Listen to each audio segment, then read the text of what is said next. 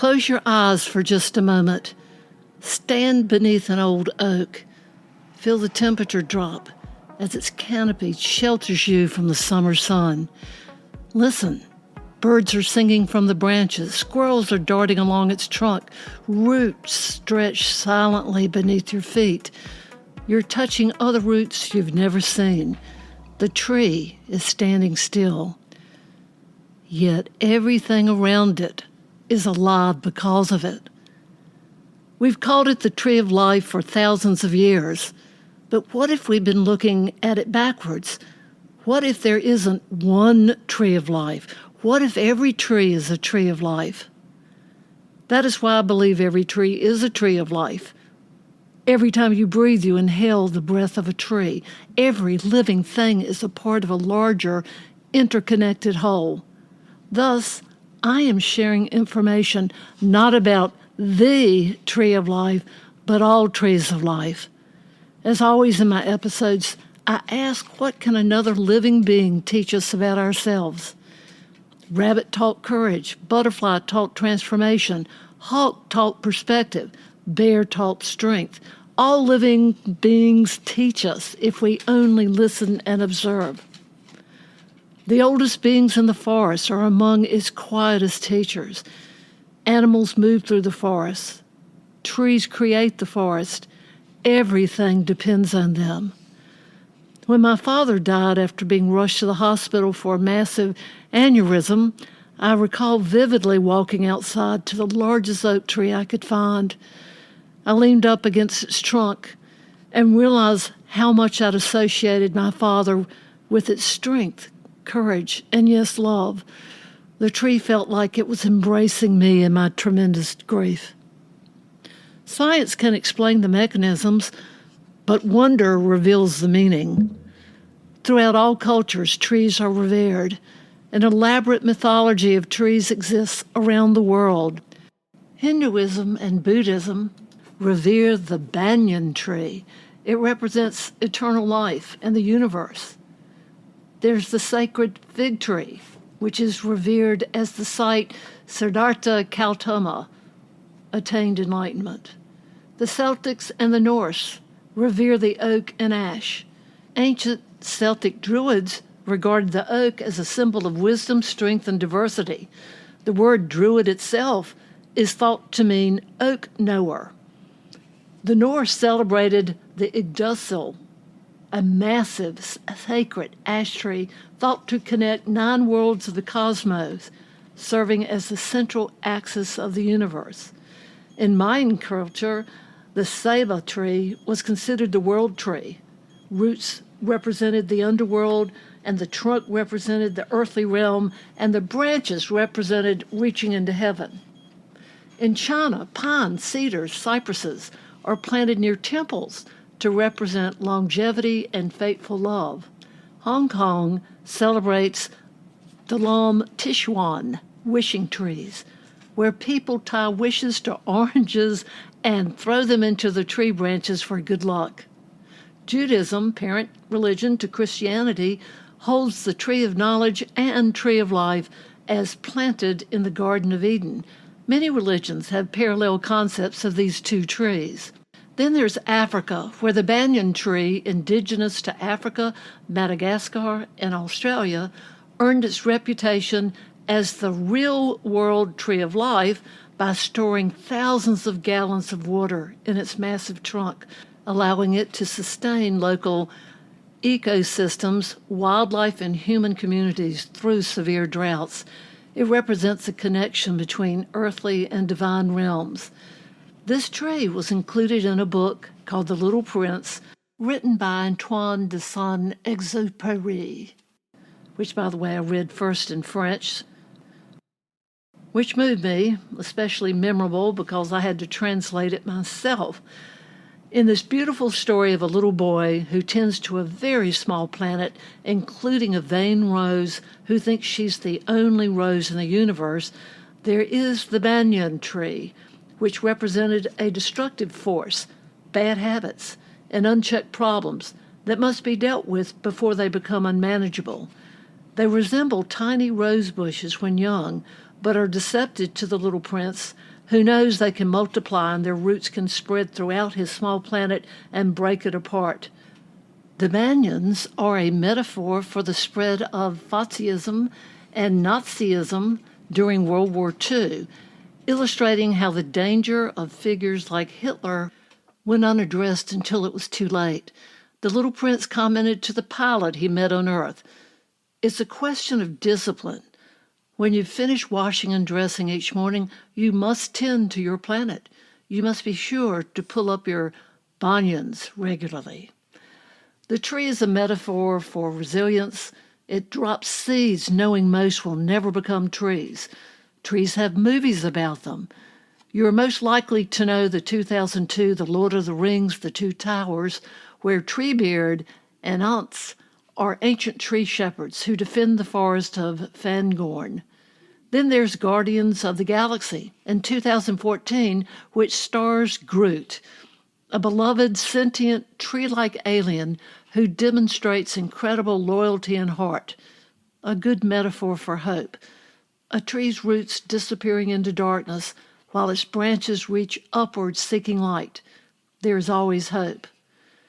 Later in my life, I saw the Judi Dench documentary called My Passion for Trees, based on the pioneering scientific work of forest ecologist Suzanne Simard. It was groundbreaking work, yes, pun intended, on what is often called the wood wide web. It was revealed how trees communicate, share resources, and support one another beneath the forest floor. This vast underground network of fungi is how trees interact with each other. Simard's research proved that forests function as complex, cooperative social communities rather than just being a collection of trees competing for resources. Judi Dench's program explores how large, ancient mother trees act as hubs in the network, distributing carbon and nutrients to younger seedlings to help them survive. Judi Dench learned about this interconnectedness of trees on her 6-acre private woodland in Surrey, England, across 4 seasons. Tree experts guided her, and she discovered that forests aren't solitary. They form social, interconnected communities where trees breathe, communicate, and share resources. Yes, trees breathe, drink, communicate, and remember. Dench was able to hear rumbling sounds of her trees drinking water and transporting nutrients through their tubes with a special device from the tree guides. NASA satellite imagery showed how vital trees are as natural carbon capture machines in the fight against climate change. It was explained that the wood wide web is fungi forming massive, spidery underground networks that connect the root system to different trees in the forest. This was when I learned trees have a chemical communication, using pheromones and underground signals to warn each other of threats like insect attacks. So you might wonder, what can trees do to lessen the attack? When a tree is under attack, neighboring trees can taste the warning, alter their own chemistry, and thus become less palatable. Dench plants trees as living memorials to mark the passing of friends and family. I felt trees were such an inspiration. I planted one for a friend outside her window. I told her as the tree grew in strength, so could she as she battled cancer. She found the tree inspirational and surprised herself by becoming attached as she looked forward every morning to note its growth. In the end, I brought in some of its fallen, still green leaves. In her wisdom, she understood we are like the leaves, an evolving change in life, a natural, expected transition into another form. She smiled and wondered where her transformation would take her. Every autumn, trees release their leaves to make room for winter rest and spring's new growth. Trees teach us to let go, letting go of habits, mistakes, or circumstances that no longer serve us. Trees are patient and always present. They do not rush. They grow at their own steady pace and accept each season exactly as it shows up. They remind us to slow down, be present, and trust the process of gradual unfolding.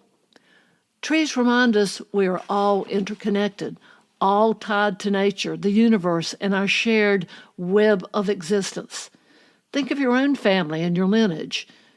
It's referred to as your family tree. It honors your ancestors while symbolizing how deep roots support future generations. Just understand that every breath we take is a conversation with the tree.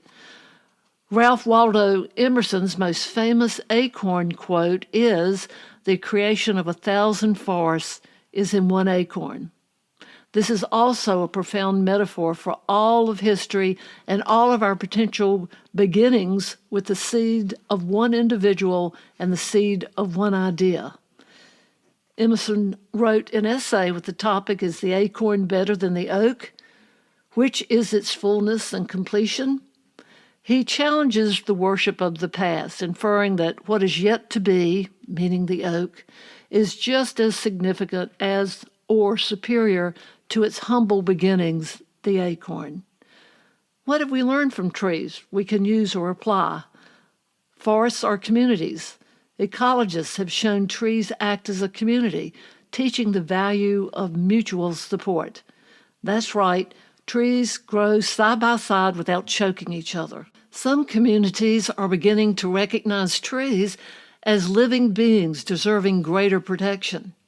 Storms will come, but we should bend and stand, not be inflexible and break, if you want to survive. Trees have scars from adjusting to their injuries, as we all know too well for ourselves. Trees tend to look lifeless after summer's heat, as they willingly drop their leaves in this season yearly. I really don't think anyone should be judged by their hardest season in life. The shedding of leaves conserves energy and makes room for growth. This is having the wisdom of letting go, which teaches us all the wisdom of releasing what no longer serves us. The oldest trees nurture the youngest. This is where parents, grandparents have a huge impact in your life, helping you thrive mentally, emotionally, through their care and love. We are partners with trees. We are interdependent because the trees breathe out the oxygen we breathe in, and we breathe out the carbon dioxide they need. Every breath is a silent prayer of gratitude for the trees keeping us alive. Trees demonstrate generosity with their unselfish giving when they provide shade, oxygen, and sustenance to all creatures unconditionally. Maybe we spend too much time thinking of ourselves as being apart from, separate from nature. Every breath you take should remind you otherwise. Our lungs are filled by oxygen released by the leaves. When we exhale the carbon dioxide, we help tomorrow's leaves. We're not just visitors on this planet. We are participating in this living world every single day. Trees have always known this. Perhaps it's time we remembered. There was a man named Joyce Kilmer, and in 1917 he enlisted with the New York National Guard when the United States entered World War I. He was a journalist and a poet who celebrated the common beauty of the natural world with his poetry. However, for all the numerous poetry he wrote, he is most remembered for a short poem titled Trees. It was published in 1914. Kilmer, serving as a sergeant in the U.S. Army's famous Fighting 69th Infantry, was killed in action July 30th, 1918 by a German sniper at age 31 while on a daring reconnaissance mission. The poem begins with, "I think that I shall never see a poem lovely as a tree," but its ending last two sentences may be the most moving. Poems are made by fools like me, but only God can make a tree. This emphasizes the limits of human creativity compared to the divine perfection of divine craftsmanship. Kilmer personifies the tree as a spiritual being in touch with the divine, and the poem celebrates nature as the supreme reflection of God's work. I'm a tree hugger, I admit it. I have sensed from my early tree climbing days the strength and safeness one backyard tree gave me. Now it's been validated in Japan and numerous other studies where they have practiced forest bathing for decades, that forests can reduce stress hormones, lower blood pressure, improve mood, and even increase certain immune cells for a period afterward. So whether you actually hug a tree or walk the forest, it is the immersion within, about, around, and through, which will gift you in ways that will enhance your life. Perhaps the greatest lesson trees teach us is that nothing truly thrives alone. Trees connect all of us. I'm Carol Butler. Thanks for listening. Hope you'll download episodes, follow me, and share. Join me next week when we'll explore how turtle teaches the importance of earth and being grounded and so much more. My intent is always to have you listen, reflect, connect. Resilience isn't standing alone, it's staying connected. This is what connection sounds like.